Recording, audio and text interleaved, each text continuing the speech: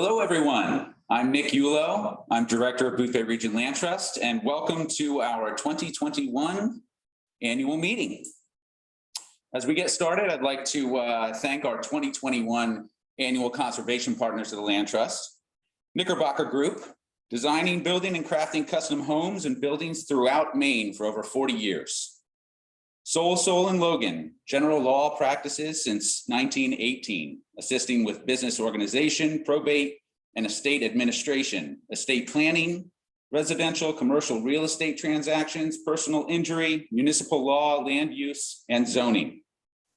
Spruce Point Inn, a family-friendly Maine resort like no other, spirited and soulful, picturesque, and rich with heritage, perfectly poised between woods and the sea in Boothbay Harbor.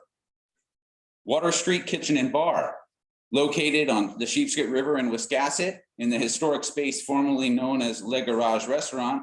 Water Street Kitchen and Bar provides exceptional service and thoughtfully presented made-to-order dishes. And Justin Wood, Tide and Pine Real Estate. Justin is an anything but average real estate agent with a fresh, modern, and personalized style of helping home buyers and home sellers on the Boothbay Peninsula. So to kick off the 2021 annual meeting, I'd like to take a few minutes to talk about the last year. Clearly, as you all know, it's been a pretty strange year for us. We've all been forced to adapt to life with COVID, and we're still trying to figure that out. The good news is that Boothbay Region Land Trust is doing quite well. To start off, I'm very pleased to report that BRLT is in sound financial condition. Even through the pandemic, annual giving to the Land Trust has remained steadfast. Many people have found comfort and solace in our preserves, and they are showing their support by joining as members and increasing their membership. We very much appreciate all of you and the generous support you provide. Your Land Trust memberships and contributions are allowing us to further our mission, and you are truly making a great impact on our community. If you haven't been over here to Oak Point Farm yet, I suggest you take time for a visit. We completed the first section of Universal Access Trail last summer, and that short trail was so well received that we committed to extending the trail all the way around the pond. Using funds raised from the This Land is Your Land campaign, we have recently completed that new trail, more than tripling its original length. So now visitors who need non-technical barrier-free trail surfaces can enjoy more of the beauty and serenity here at Oak Point Farm. Also, Oak Point, thanks to a generous contribution from an anonymous donor, we were able to renovate the east side of the farmhouse. We removed a wall and relocated a kitchen to provide a beautiful open room with large patio doors which open up onto the deck. We're excited to start using this new space for Land Trust events and environmental education. Speaking of environmental education, we continued to adapt our programs to the pandemic by offering self-guided walks and online programs, and we accommodated in-person programming with small groups, social distancing, and masking when necessary.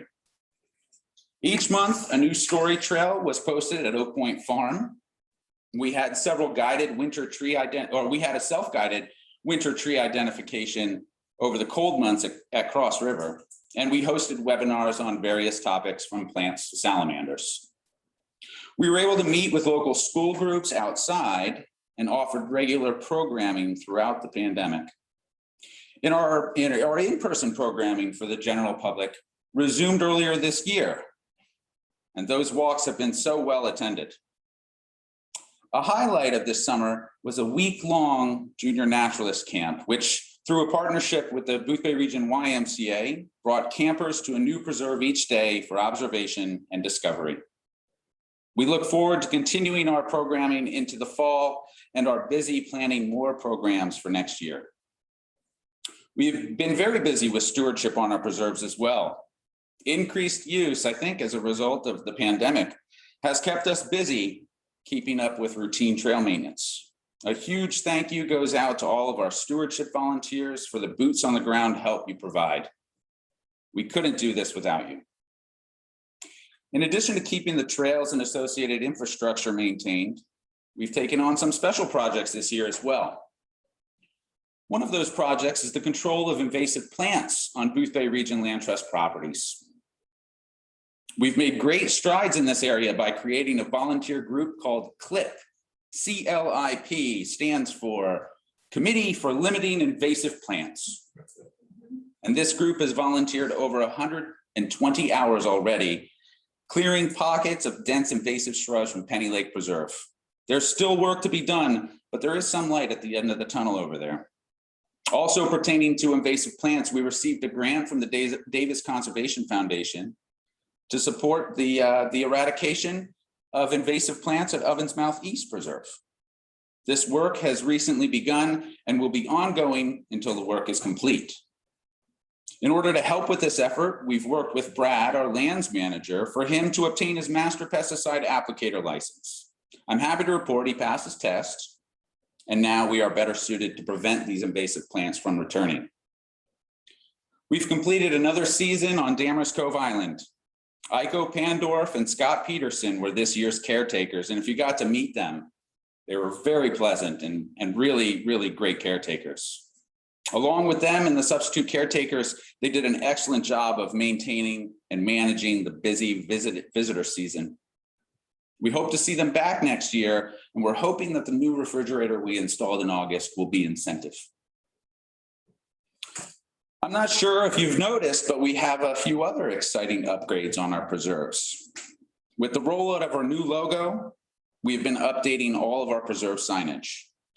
There's a new kiosk at Hendricks Head Preserve, a new mooring at Indiantown Island, new benches at a number of preserves, and upgraded bog bridging at Gregory and Ovens Mouth. I could keep talking about this stuff for a long time, but I think you're probably ready for our guest speaker.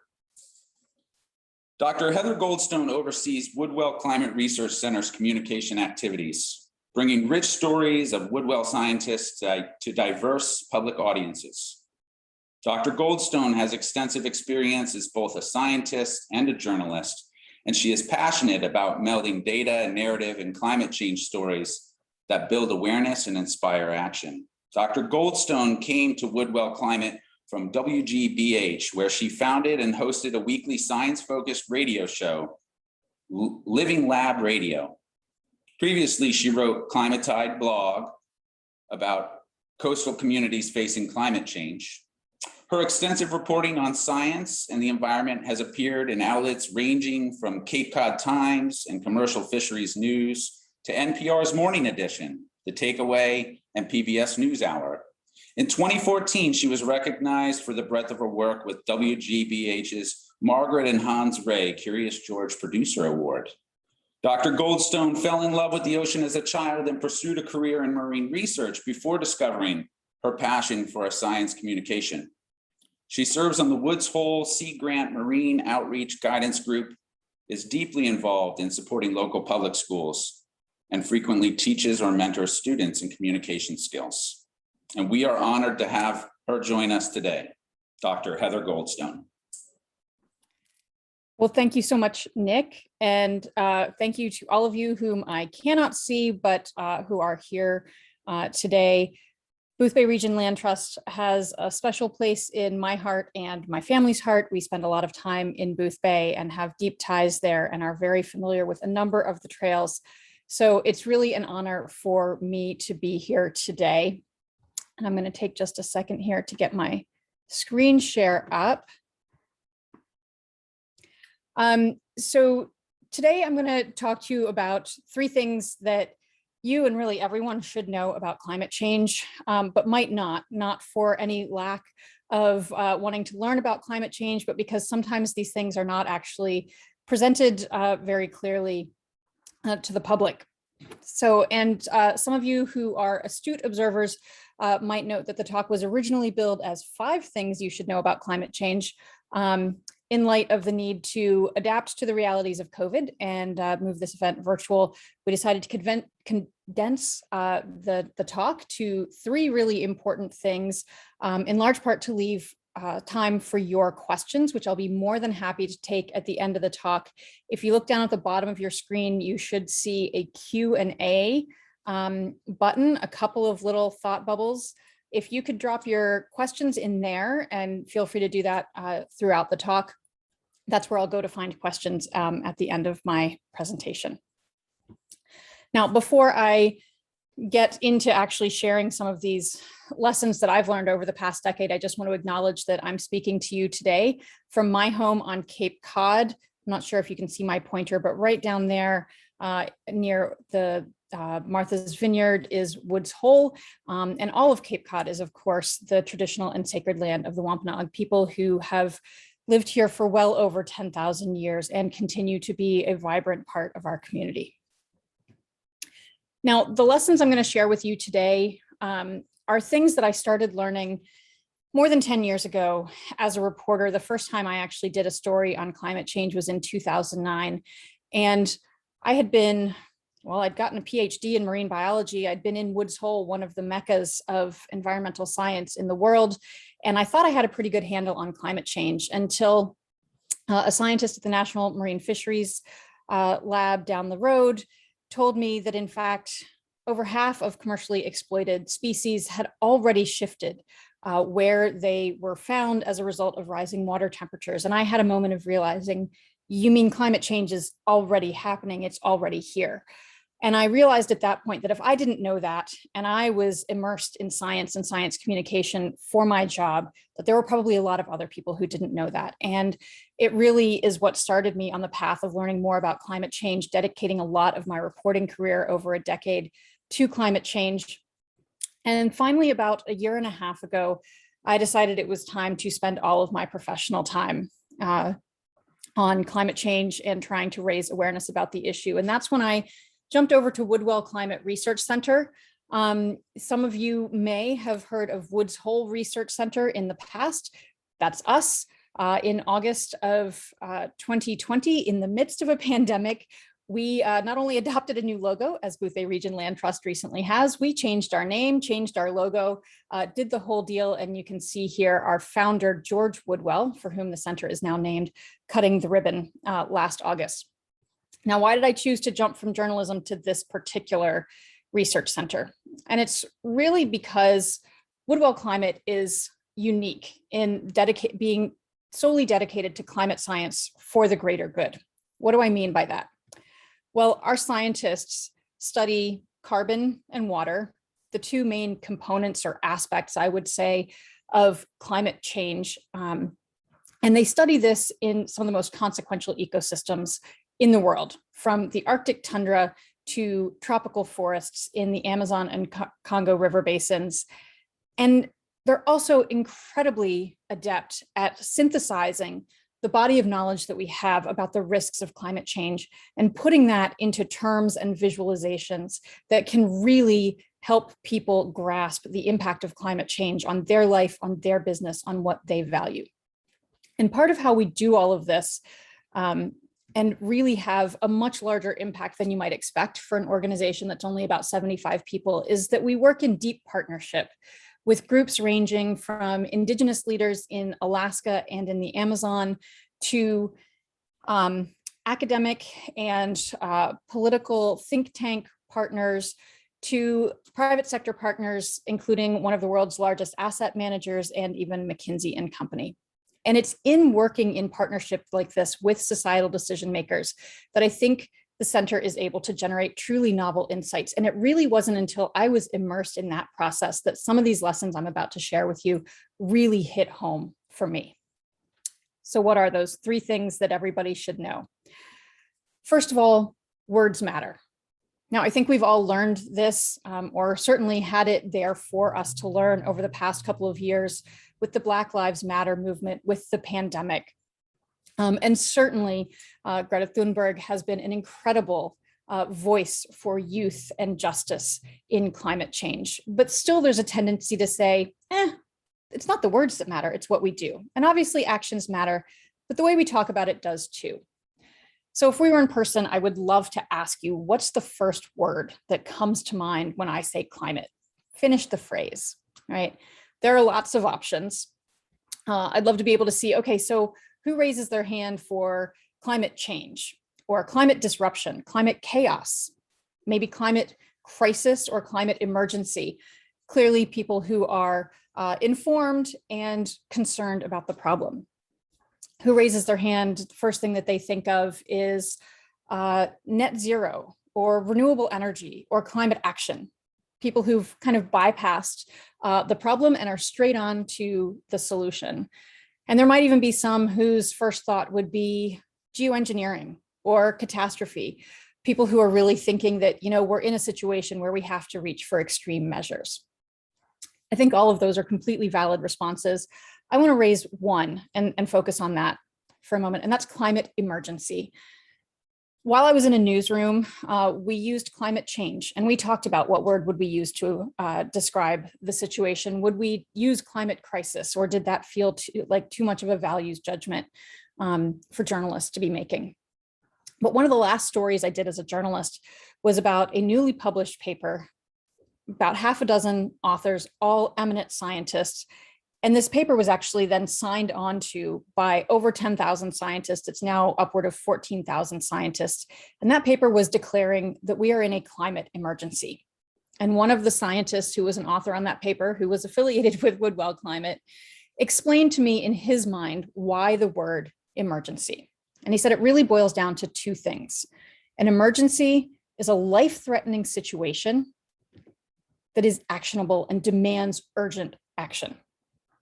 He differentiated that from something like a tragedy by saying, if it's life-threatening, but there's nothing you can do about it, that's just a tragedy. Think Titanic. And I think that's a really important thing to keep in mind, because climate change can seem really overwhelming and we hear an enormous amount of bad news, and it's easy to think this is beyond the scope of what we can address. Why bother? So let's dig into what makes it a climate emergency a little bit more. And here I'm going to turn, and will throughout the rest of the talk, to the most recent report from the UN's Intergovernmental Panel on Climate Change, or IPCC.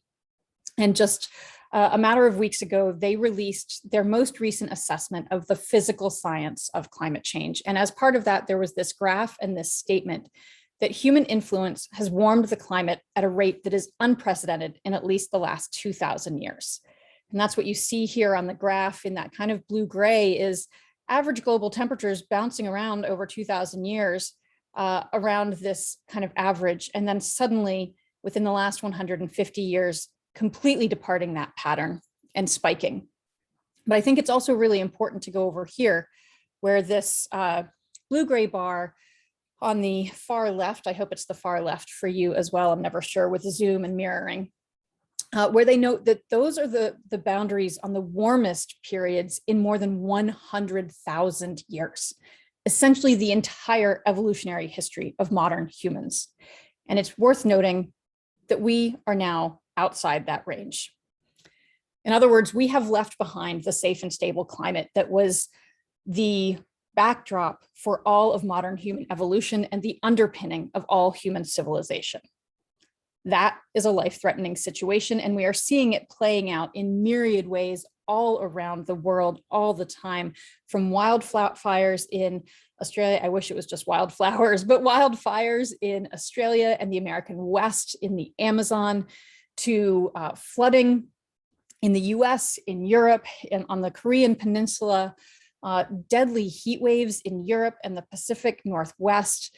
We are seeing these impacts all around the world every day. So it's life-threatening, but is it actionable? Yes, is the short answer. We know what is causing this. Current climate change is wholly and unequivocally the result of human-caused greenhouse gases, and we know where those greenhouse gases are coming from.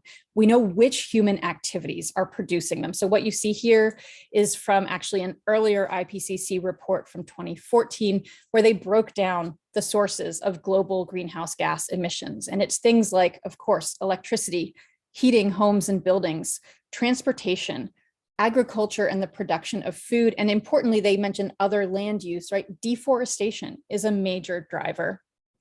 Our buildings and the industry and the energy that they use, and industrial processes. And the good news is that we have a lot of assets, a lot of ways of reducing the greenhouse gas emissions of all those different processes, from making our buildings more energy efficient to electrifying transportation and heating and cooling and providing that electricity with renewable energy, to reducing the amount of meat that we eat and using more active transportation. All of these are things that we can use and tools that we have at our disposal to combat climate change. But one asset that we have that I think is under-recognized is the fact that here in the United States, while we are constantly told that climate change is an incredibly polarizing issue, and I will not debate that there is a great divide on climate change, I think what goes under-recognized is that the majority of Americans actually agree on a lot when it comes to climate change.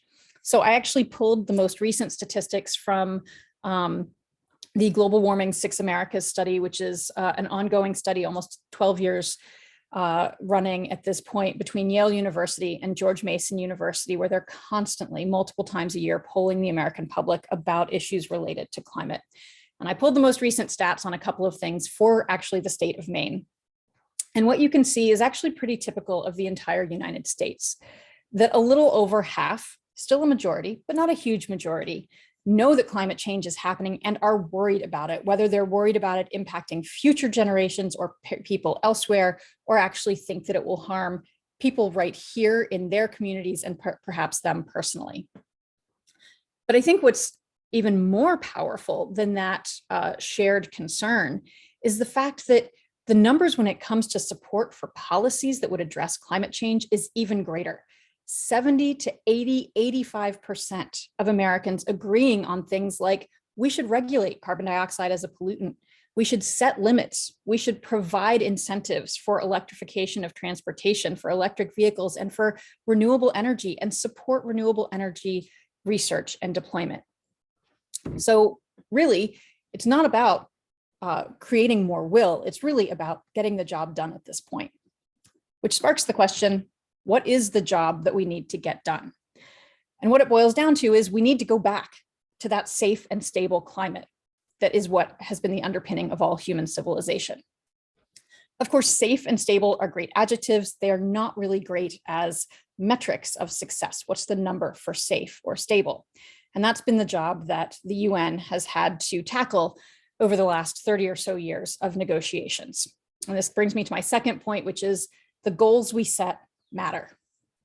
So we are currently, we have to date caused just over 1 degree Celsius, 1.1 degrees Celsius of total average global warming. In some ways, it's a meaningless number because nobody lives a global average. We live the day-to-day and season-to-season and year-to-year fluctuations. But these numbers are what we have as an overall metric for where we are as a planet.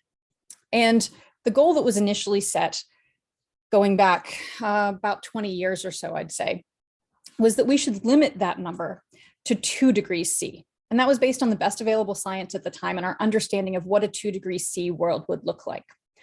In 2015, that science had progressed, and in Paris at the UN climate negotiations, in particular, some of the world's most vulnerable nations, small island developing nations, said 2 degrees is too dangerous, 1.5 to survive. That was their rallying cry. And in fact, 1.5 became the newly adopted goal.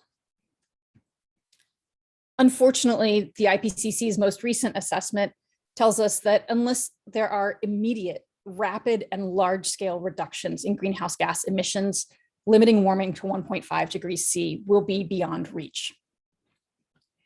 In fact, it goes further, and they don't state this necessarily in the language in the report, but this graph from that report clearly shows that pretty much no matter what we do right now, we have already committed ourselves to hitting that 1.5 mark sometime in the next 5 to 15 years. So let me walk you through that statement because it's an important one. This rainbow of lines on this graph are different scenarios that scientists have created, different amounts of emissions, different amounts of carbon capture being deployed, different assumptions about the climate system. And they say these are the different options in front of us depending on what we do. And if we just draw a line across from 1.5 degrees, we can see that every single one of those lines hits 1.5 degrees somewhere around 2030, give or take a couple of years. What happens next is the really important part. And we need to realize this because we need to make decisions now in order to change what's going to happen 10, 15, 30, 50, and 100 years into the future. And we need to do that recognizing that we will not see the changes or the results of those actions in the next 10 years. The next 10 years are already baked in. But what these scenarios suggest is that it is still possible to stabilize or slightly overshoot 1.5 and perhaps come back. The bad news in that is that the IPCC also for the first time really recognized that none of these scenarios, or I should say all of these scenarios, are missing a really critical source of greenhouse gas emissions. And that's something called permafrost. Permafrost is just deeply frozen soil, permafrost, permanently frozen in the past. People now, with some dark humor, joke that we should call it sometimes frost or was frost. Permafrost is frozen ground in the Arctic that has been sucking up and then locking away frozen immense amount of carbon for thousands of years. In fact, it currently holds twice as much carbon as is currently in the atmosphere and 3 times all the carbon that's held in forests around the world. And the bad news is that permafrost is thawing. And as it does so, it is releasing those greenhouse gases, carbon dioxide and methane, back into the atmosphere. And scientists at Woodwell Climate have estimated that emissions from permafrost thaw this century, depending on how warm we let it get, could be on par with continued current levels of emissions from the likes of Japan, Russia, India, even the United States. This is a major source of emissions, and we haven't put it into our carbon budgets. And what that means is that all of those other sources of emissions that we directly control, like our cars and our power plants, we need to ramp those down even faster, and we need to be able to suck carbon back out of the atmosphere. So let's focus on that last one, because we already know what we need to do for the reducing emissions. We just need to do it. What do we do about sucking carbon back out of the atmosphere? That's where I get to my final thing that you really need to know about climate change, and that I really did not grasp as someone who had reported on climate change for 10 years. When I moved over to Woodwell Climate, I have to say I had a slightly dismissive attitude about the idea of natural climate solutions, of using natural ecosystems as a way of fighting climate change. It seemed quaint and too positive and maybe too easy. And I thought it couldn't possibly make a difference. And the truth of the matter is it makes an enormous difference. Land-based ecosystems and the ocean, plants in the ocean at this point, each suck up about 1/4 of human emissions each year. So together, natural ecosystems on land and in the ocean are capturing about half of human emissions. Now on land is where we find something that we could actually manipulate, right? The ocean sink is what it is, and there have been experiments to try to fertilize or do this or do that, but we really don't have a great way to boost how much carbon dioxide the ocean is absorbing. On land, we have a huge amount of control because we are the ones deforesting, degrading forests, or else preserving and planting forests. And it's really important to recognize that in having that power to control how much, in large part, not completely, but in large part control how much forests absorb carbon, we need to think about what's in those forests. So first of all trees matter, but not all trees are equal. Small trees may grow faster, and so in terms of percentages or rates may seem to be sucking up more carbon. But in fact, big trees, because of their size, because of their volume, already hold massive amounts of carbon, and even a small percentage change in their size can mean a huge absolute change in the amount of carbon that they have sucked up and stored. So big trees are really important. It's also important to note that when we're, say, planting a new forest, we're not always very successful in getting those trees to actually survive. Those smaller trees are vulnerable. So again, those big trees we already have, they're really important. And even if we've got a whole bunch of big trees, that's not as good as an intact forest, because an intact forest not only absorbs and stores carbon, it provides shade And it also cools the region around it beyond where it actually provides shade, because it's also pumping water. And in doing that, it's acting like a big air conditioner, and forests like the Amazon are actually feeding rainfall, not only in their own region, but around the world. And of course, forests as developed ecosystems, mature ecosystems, also provide habitat for a huge range of biodiversity. So these forests, intact forests, are really, really important to climate change. Unfortunately, well, let me first say, at the moment, in terms of where carbon is being stored by forests, that's primarily happening in the tropics. So you see here in bright yellow, high levels of carbon in the Amazon, in the Congo River Basin, and in the South Pacific, in places like Indonesia and Papua New Guinea.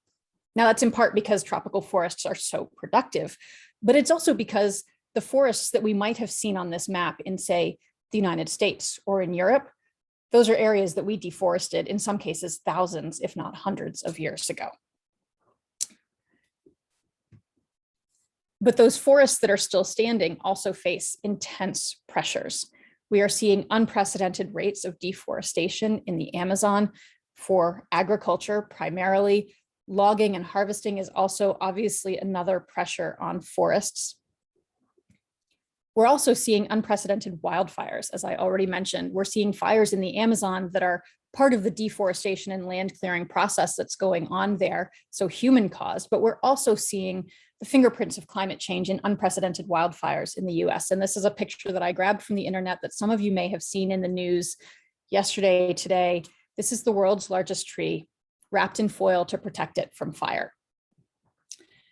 There are some direct ways that we can protect and preserve forests, but forests are actually at risk from climate change. And so there's this feedback of we need to address climate change and we need to protect forests that can become a virtuous cycle of protecting more forests helps to combat climate change, and that can go on. So I wanted to just leave you with the message that preserving healthy, intact forests matters. It is one of the most important, and I would say easiest things that we can do in our daily lives in order to make a difference in terms of climate change. And so thank you for your support and involvement with Boothbay Region Land Trust, which is one group working to preserve forests. And with that, I will conclude my talking and would be happy to take any questions that you may have. And I will stop sharing so that we can, I would say, see each other, but so no questions so far in the Q&A. Wow, I think that's a first. I don't know if I just bamboozled you all or and completely confused everyone.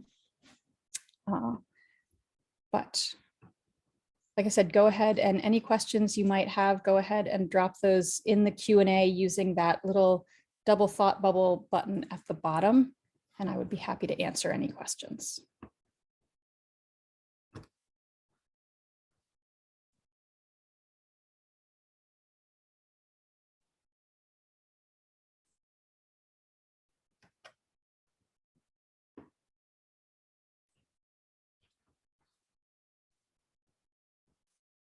So there's no questions, are we sure? No questions?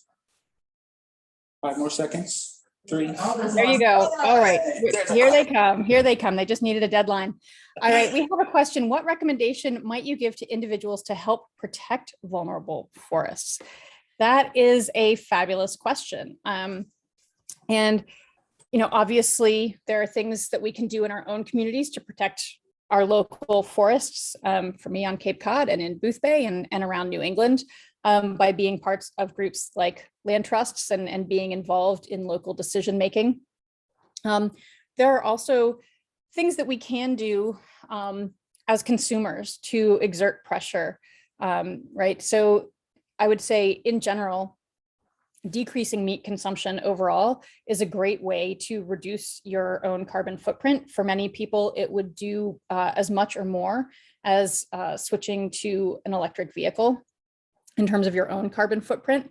However, I've gotten very wary of talking about individuals' carbon footprints because as that statement that I showed from the IPCC noted, we don't just need individual action. We do need individual action, but we also need, and even more, need systemic change. It needs to not just be on individuals to make these decisions, right? But there is the ability to make decisions about what types of meat you might buy or soy products, finding out more about the producers of the food that you are consuming and whether their food production involves deforestation of critical tropical forests. So that would be my recommendation there. And I think that falls under the general category of one of the most important things we can all do with climate change. There's always more to learn. So keep learning and then share what you learn with others. Another question, what is the restoration level needed to bring things back to normal? That is a really good question. And it's a really hard question to answer. And I don't think we have a single kind of numerical answer, right? That's why we have all of those different scenarios, because it's kind of a matter of how warm does it get before things level off, and then we start to see perhaps a decline in atmospheric greenhouse gas levels. If that goes on longer, then we might need to actually remove more carbon from the atmosphere to get back to a level that we would consider safe and stable. And so again, I think, these numbers like 1.5 or 2 are shorthand that has been developed to start giving us something to, okay, we need to have a goal so that we can start figuring out what the pathways are that might get us there. But we have to understand that we might get to 1.5 and realize that it's not stable, because actually we've been at 1.5 long enough where we overshot 1.5 and came back, but that tipped off enough permafrost thaw that we have more emissions than we thought, and we're going to have to keep working on it. So I think we're going to have to, unfortunately, there's not a quick, easy answer to that, except to say we need to do as much as possible, as soon as possible, and keep doing it until we feel like we're living in a climate that is safe and stable. And I don't know about you, but I don't know many people who feel like we're living in a safe and stable climate right now. Let's see here. Are there forested areas of the world that are more important than others? Is Maine a critical piece of the puzzle? Great question. So, yes to both is the short answer.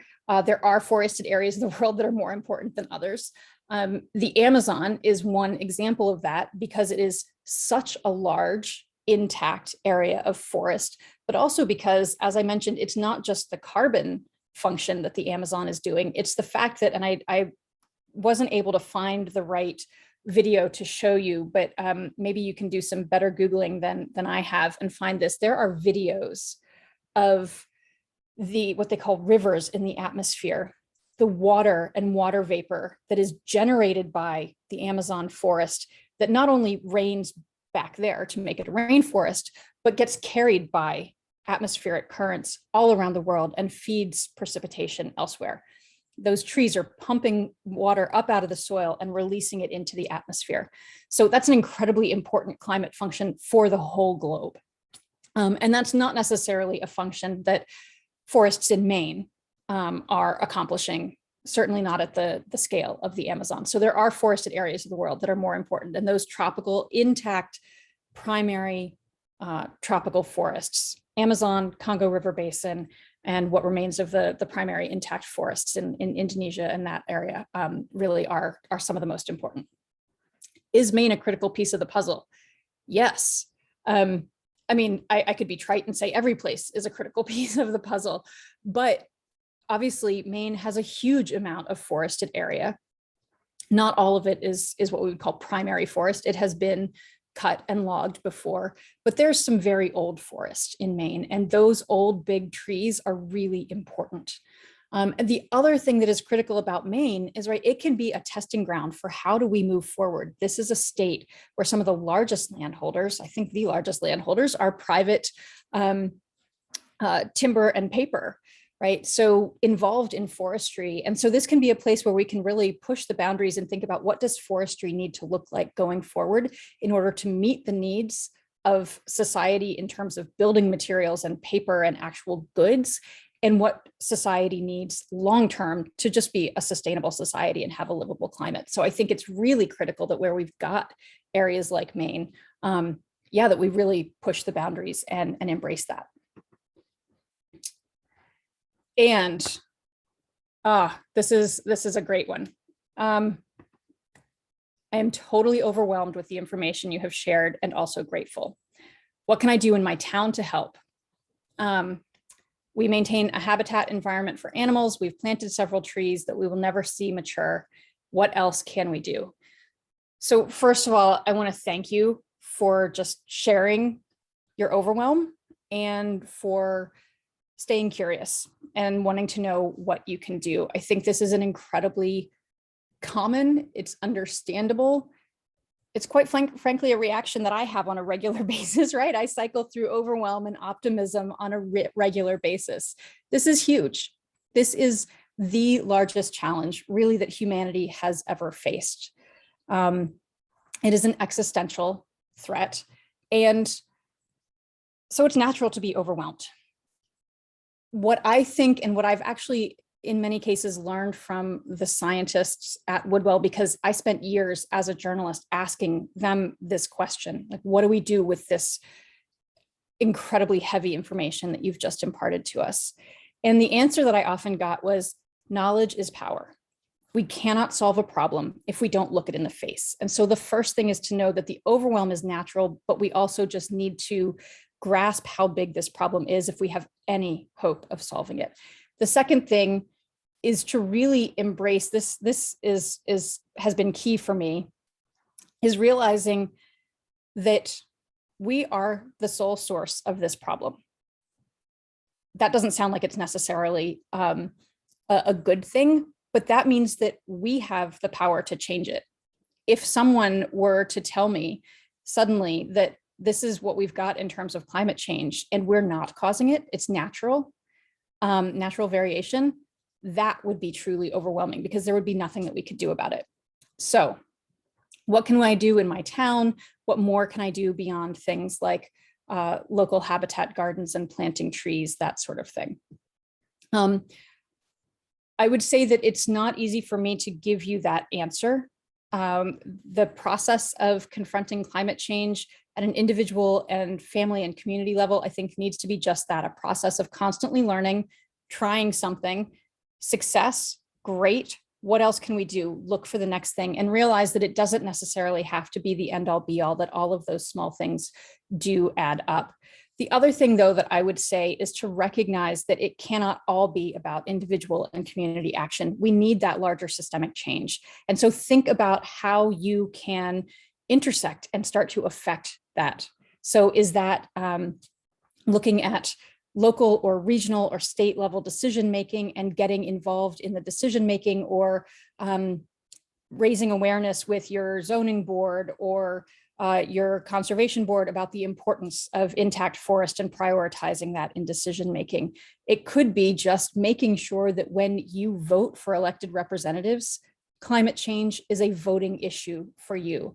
It could also mean writing letters to legislators, right? So all of these things are necessary. And I think our president at Woodwell Climate was asked this question a few months ago, and I'll just end with what he said, which was basically, all of us have contributed to this problem, not equally, and all of us have a part to play in the solution. And so part of that process is thinking about, what is it I can bring to bear?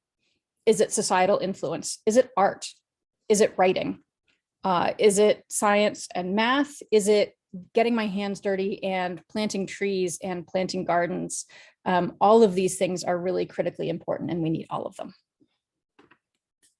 So I think that is now all of the questions in the Q&A, and I want to thank you all for, again, for the opportunity to speak with you and for your wonderful questions. And Nick, I'll hand it back over to you. Excellent. Thank you so much, Heather. Thank you for that amazing talk. It is overwhelming, and you know, we're all doing everything that we can, and that's all. That's what we can do. So thank you so much, and thank you all for listening to that. Now I'd like to continue with our annual meeting, the meeting portion. So for that, I'm going to introduce Hal Moorfield, current Boothbay Region Land Trust President. So come on up, Hal. Thank you, Nick, and good afternoon, everybody. The mission of the Boothbay Region Land Trust is to conserve for the public benefit the natural habitat, scenic beauty, and working land of the Boothbay region. Over the last 18 months, that mission has never been more important to the people of our peninsula. The onset of COVID-19 and the economic shutdown created a different world for all of us. But when everything else was closed, the land trust preserves were open and free to all, and oh my, how they have been used these last 18 months. The number of hikers on some of our trails has increased over 300%, requiring us to enlarge parking lots, and for the first time, ask visitors to go to another preserve if the parking lot is full. Many of our trails were used all winter long when that has not often been the case. Not only did these preserves and trail offer people just something to do and needed exercise, but they were able to display to so many the beauty and the soul restorative qualities of Maine's natural environment. To so many that had never taken the time or perhaps had the opportunity to see that before. And the value locally of having the land trusts preserves on our peninsula was recognized by just about everyone. The new universal access trail at Oak Point Farm that Nick discussed allowed even more people to enjoy the natural beauty of Maine that had been unable to hike our trails due to age or health. New visitors included people in wheelchairs, young mothers pushing baby carriages, and family members holding the hands of a toddler who was walking on the one trail where there were no roots to trip on. And even more were able to enjoy our preserves by just sitting on the rocking chair on the deck here at Oak Point Farm and watching their children or grandchildren playing in the fields below, leading to the water. And it was you, our members, working with our staff, working together that made all of that happen. Through your gifts and volunteer work, you allowed this peninsula to keep open 24 preserves and 30 miles of trails right through this ongoing global pandemic. And when the COVID shutdowns occurred and we realized we couldn't conduct any of our normal fundraising activities, we really didn't know how we were going to obtain the donations to continue operations. But you kept the land trust going with your gifts of time and money.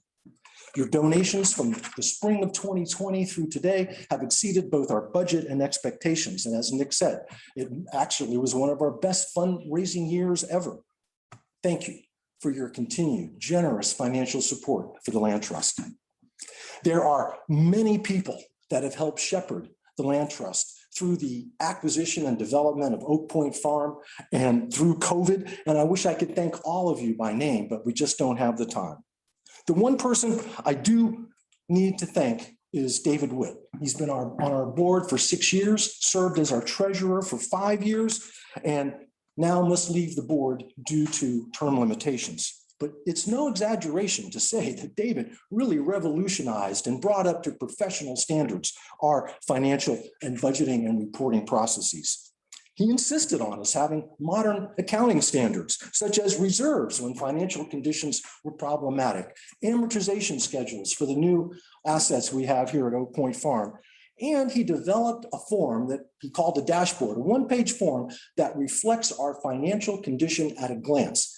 And it allowed all the board members to understand exactly where we were every month.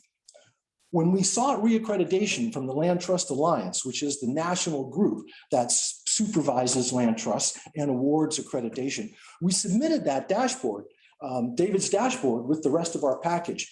They were so impressed with it that they recommended its use by every other land trust. Thank you, David.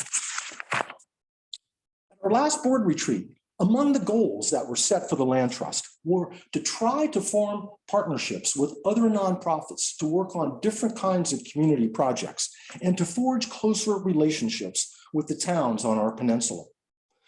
We are beginning to realize that goal now with the formation of the Boothbay Region Clean Drinking Water Initiative. Well, that's quite a name, but it has a simple mission to create and preserve a safe and clean public drinking water supply for the Boothbay Peninsula that not only ensures community health, but ongoing economic vitality. And that goal will be reached by pursuing land conservation, education, and stewardship, resulting in the acquisition of conservation easements and perhaps outright ownership of land within the watershed of Adams Pond and the Knickerbocker Lakes. Most people don't know that our sole public drinking water supply, those lakes, have been categorized as endangered by the state of Maine due to pollution and ongoing development. Well, if we can preserve in its natural state about 75% of that land surrounding the lakes within the watershed, then the land will act as a natural filter, thereby eliminating any necessity of building new water treatment or filtration plants that would be paid for by every one of us on this peninsula. There are 9 members of the initiative. In addition to the Land Trust, the members are the Coastal Maine Botanical Gardens, Boothbay Region Water District, Bigelow Laboratories, the Boothbay Region YMCA, Knickerbocker Lake Association, and the 3 towns of Boothbay, Boothbay Harbor, and Southport. We have been really encouraged by the level of support we have received from all of these organizations. As land within the watershed becomes protected from development, the Land Trust will work with the other members of the initiative to provide free public access through a trail system, just as we do on our existing preserves. Well, we're planning for the public rollout of the initiative next spring, so keep a watch out for it in the paper and otherwise. Next month, the staff and the new officers and directors of the Land Trust will have another retreat at which they will consider the future direction of the Land Trust. We now have a permanent home, which is fully paid for, a new logo. We're debt-free, we are financially secure, and we are ready for the next 41 years of operations. You may be aware of our plans to build a new children's play area among the natural oaks near the parking lot. What do you envision for the future of your Land Trust? Please feel free to share your idea with one of the members of the staff or the board or the officers as they prepare for their retreat and plan for the Land Trust's future. And even as my current role as president is ending, we look to the future today by electing new officers and directors. But before turning to the election, I want to thank you for the privilege of serving as president of this vibrant and vital Land Trust. Working with all of the wonderful people associated with this organization has truly been one of the highlights of my life. Thank you all. Now, to the election. First, let me describe how we're going to conduct today's election virtually. I'm going to read the names of the people nominated in 3 categories of offices: new directors, existing directors who are being considered for their second 3-year term, and then the 4 new officers. You will then be prompted to answer an online poll with 3 questions that should pop up on your screen, which allows you to vote for and approve the people nominated in those 3 categories of offices. We'll then give everybody a few minutes or less to vote by completing the online poll, and then I'll announce the results. So the candidates are, our first nominee is for the position of a new director, Penny Polly. For those of you who may not know Penny, she is a native Floridian who spent her career as a federal government executive and health policy consultant. She and her husband, Michael, commute between Southport and Chevy Chase, Maryland, and she has had a vast amount of nonprofit experience, including work as treasurer of the Smithsonian's Women's Committee and local board service here in the Boothbay area at the Botanical Gardens and Burnt Island Light. Our next group of nominees are 3 existing directors who should be familiar to you and whose first-year terms are ending, and they have been nominated for their second 3-year term. They are Valerie Young, Kathleen Kennedy, and Margaret Reiser. Our 4 new officer nominees are also current directors that you know. John Walsh to serve as president, Rob Wheeler as vice president, Valerie Young to serve as treasurer, and Kathleen Kennedy to serve as secretary. So now, look for that pop-up screen on your screen and look for the poll and take a few seconds to answer those 3 questions, and we'll be right back.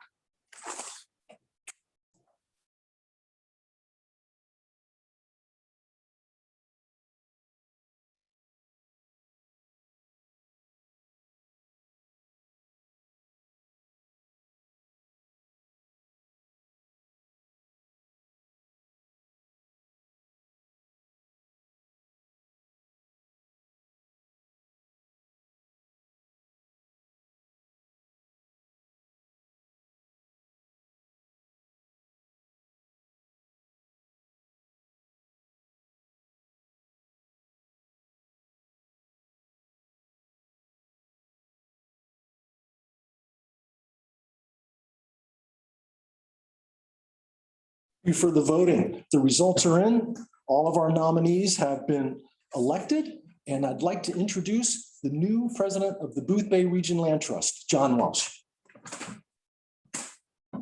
Thank you, Hal. Good evening, everybody. Penny, welcome to the board. We're delighted to have you as a new board member, and you will be a great addition to the Land Trust Board. As Hal touched on, we have 3 board members who are leaving us.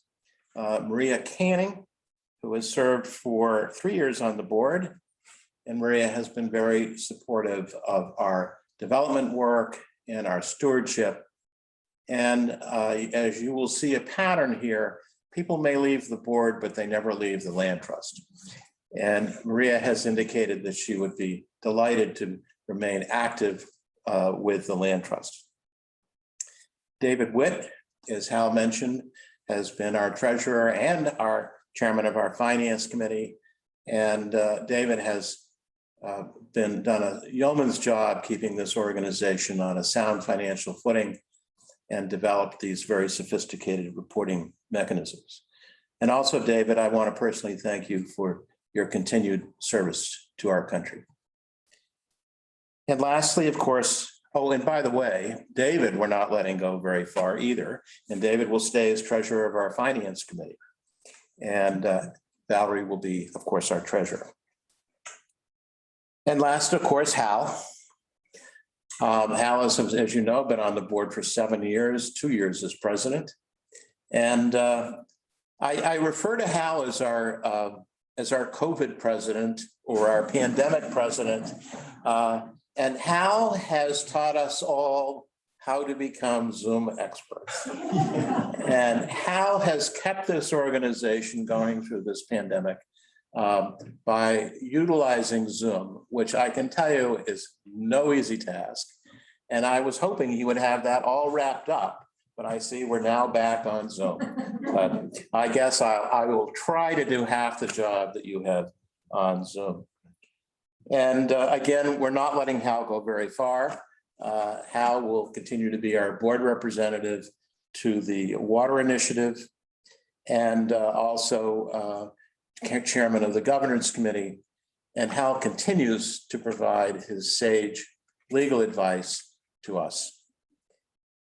I hope that you and Debbie will continue to provide this farmhouse with your annual Christmas tree, yes, which we so enjoy and our visitors and staff so enjoy. We do appreciate that very much.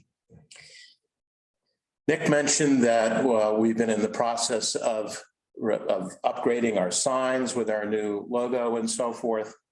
And since Hal, during his tenure, oversaw the $3 million capital campaign for Oak Point Farm, we thought it was only fitting that we turn over to Hal the original Oak Point Farm sign. I hope you got a big trunk, Hal. Okay, good. That's fantastic. I hope he has a large wall for it. Well, I'll find one. But this was the sign that was first hung out when Hal was board chair, and I think Jack might have hung it, our prior board president. And Hal, this is for you. Thank you very much. I can help you carry it out to your car. Okay, great, because I'm taking it. You've heard of many of the ongoing projects that we're currently doing. I won't repeat that. We look forward to continuing with those and seeing some of them completed this year. And as Hal mentioned, we'll be having a board retreat next month and developing a new strategic plan that has a 3-year horizon. And I look forward to working with our new board, our staff, our volunteers, our donors, and our members. And I want to thank you for this honor of being president of the board. It is something I have looked forward to for many, many years, and I'm sure we'll enjoy it tremendously. Thank you, and thank you again, Hal. Nick?